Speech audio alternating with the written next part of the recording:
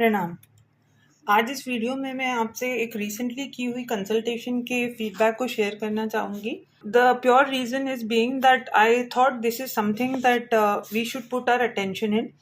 और हो सकता है किसी और की कोई एक छोटी सी गलती के कारण कोई एक क्लाइंट को बहुत ज़्यादा सफ़र करना पड़ा। तो मैं पहले आपको वो कुंडली दिखाती हूँ। I will share my screen. तो ये एक मेष लग्न यानी एरीज असेंडेंट का चार्ट है। मैंने सारे प्लैनेट्स की पोजीशन इसलिए नहीं दी है because I don't want you to confuse with a lot of combinations. Simple सी चीज़ की बात करते हैं। जुपिटर 7th हाउस में था जिसकी फिलहाल दशा स्टार्ट हुई है just this year, just about a month ago. उससे पहले राहु की दशा चल रही थी। ये एक 19-20 साल के लड़के का चार्ट है। In the consultation I pointed out that child is suffering from major anger issues. तो उनकी मदर ने कहा हाँ कि उसको बहुत ज्यादा एंगर इश्यूज है, इसी के लिए we have come to you and also study wise वगैरह एंड ऑल दैट था। So I had figured that out. उसने एजुकेशन में कोई ब्रेक दे दिया है अपना और basically wants to do something of his own, कुछ अपना परस्यू करना चाहता है। तो पहले तो ये देखिए, मैंने उनसे पूछा था like after the whole consultation I had finished on what written for my analysis because I always do a written consultation, like I write down my points before the consultation। तो उन्होंने मुझे कहा कि उन्होंने इसको गोमेद पहना रखा है और क्या वो सही है इसके लिए। तो गोमेद जैसे हम सबको पता है राहु के लिए एक जेमस्टोन होता है। तो वो 12th हाउस में बैठा था and I even considering the age of the child, मतलब 19-20 साल के इंसान को गोमेद का स्टोन किसने सजेस्ट किया। तो I did ask that lady कि ये आपको क्या किसी ने सजेस्ट किया था। उन्होंने कहा इसने बहुत साल से पहना है, मतलब probably from 7-8 years he is wearing. तो मेरा सिर्फ एक क्वेश्चन था, doesn't he follow a proper hygiene, और क्या वो अपने रूम को भी गंदा रखता है, like when you eat something and you keep the things lying there, wrappers, plates वगैरह, जूठे बर्तन।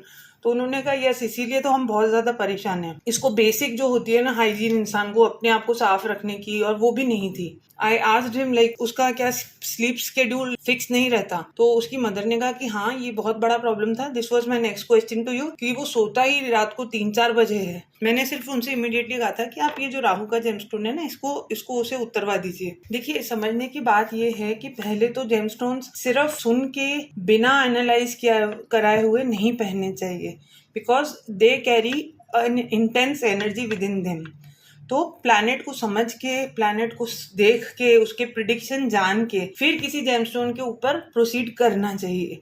और पहनना है या नहीं पहनना, there is a way to see that कि किसके लिए जेमस्टोन यूजफुल होता है, किसी के लिए नहीं होता है। तो देखिए, सबसे पहले जब आप जेमस्टोन प्रिस्क्राइब करेंगे ना, कौन से प्लैनेट के लिए कर रहे हैं और वो प्लैनेट किस हाउस में बैठा है, ये समझने की बात है। अगर आप प्लैनेट को एनर्जी दे रहे हैं, यानी अगर उसका जेमस्टोन धारण कर रहे हैं, तो यानी you are activating that planet और you are giving strength to that planet, right. तो वो उस हाउस के रिजल्ट सबसे पहले और इंटेंसली देगा जहां पर वो बैठा है। दूसरी चीज, age group of the person जरूर देखा जाएगा कि किस इंसान को किस एज ग्रुप में आप कौन सा जेमस्टोन देखे जा रहे हैं।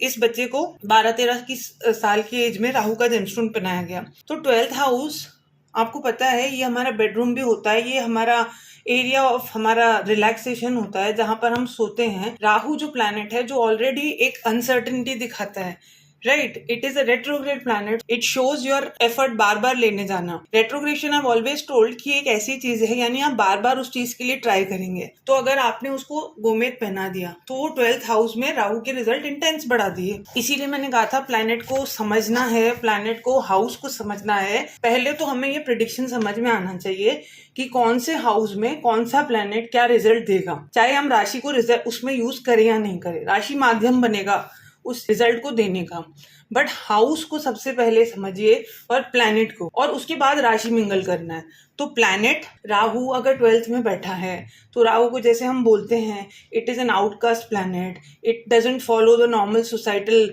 Like normal routine things, you know, we always associated it with different things. जहाँ नॉर्मल लोग साफ सफाई रखते हैं बेडरूम में, सोने में, they have a proper schedule. Rahu 12th house में वो ऑलरेडी रिजल्ट जब गोमेद पहनने के बाद वो और उसके रिजल्ट्स को इंटेंस कर रहा है। तो अब तो ये था कि इसकी राहु की महादशा खत्म थी, जुपिटर के साथ थी, बट फिर भी मैंने कहा था अब इसको रिमूव करिए। इसीलिए समझने करने की बात है, सिर्फ जिस ग्रह की महादशा चल रही है, सिर्फ जो है जेमस्टोन्स नहीं सजेस्ट करने चाहिए हमको। सी नोइंगली और unknowingly we as astrologers are also will be carrying a part of their karma, right. तो बहुत माइंडफुल रहिए किसी को रेमेडी देने से पहले, और स्पेशली ऐसी रेमेडीज जो जेमस्टोन्स पहनाने की है, क्योंकि वो डेफिनेटली एक पावरफुल और एक इम्पैक्ट क्रिएट करती हैं। तो 2 से 3 चीजों का ध्यान हमें बहुत ज्यादा रखना है बिफोर सजेस्टिंग एनी जेमस्टोन। पहले तो आपको जिस भी प्लैनेट के लिए आप उसको जेमस्टोन पहनाना चाहते हैं, तो वो प्लैनेट कौन से हाउस में बैठा है और वो क्या रिजल्ट दे रहा है। अगर आपको ये प्रिडिक्शन करना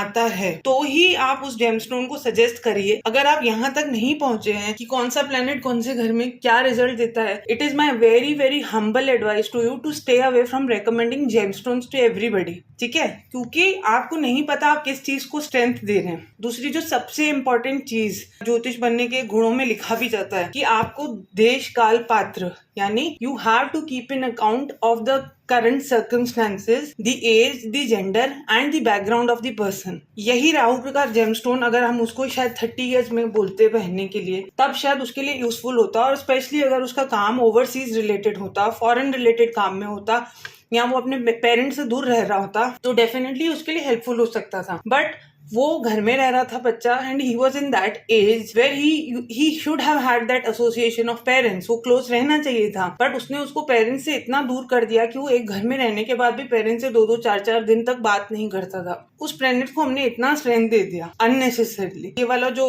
सोच है कि जिसकी महादशा चल रही है उसका जेमस्टोन पहना दीजिए। देखिए, हमारे ऋषि मुनियों ने भी अगर इन 6, 8, 12 हाउसेस को अगर त्रिकभाव बोला है, अगर दुष्स्थान बोला है, तो कोई रीजन से बोला है ना। तो randomly wearing gemstones of 6, 8, 12 is not at all advised. Reason being, वो बहुत strong souls होते हैं जो प्रॉब्लम से निखर के आते हैं। Yes, वो कभी कभी किसी केस में वो बहुत extraordinary results देते हैं, but for that you should have a very very good strong attitude towards life, a very strong and positive mind। अगर आपका चंद्रमा बहुत अच्छा है, आप किसी भी परिस्थिति से निपटने के लिए तैयार हैं, तब आप जाकर ऐसी कोई चीजें रैंडमली वी सजेस्ट। तो बेसिक चीजें याद रखिए, इनसे मत निकलिए।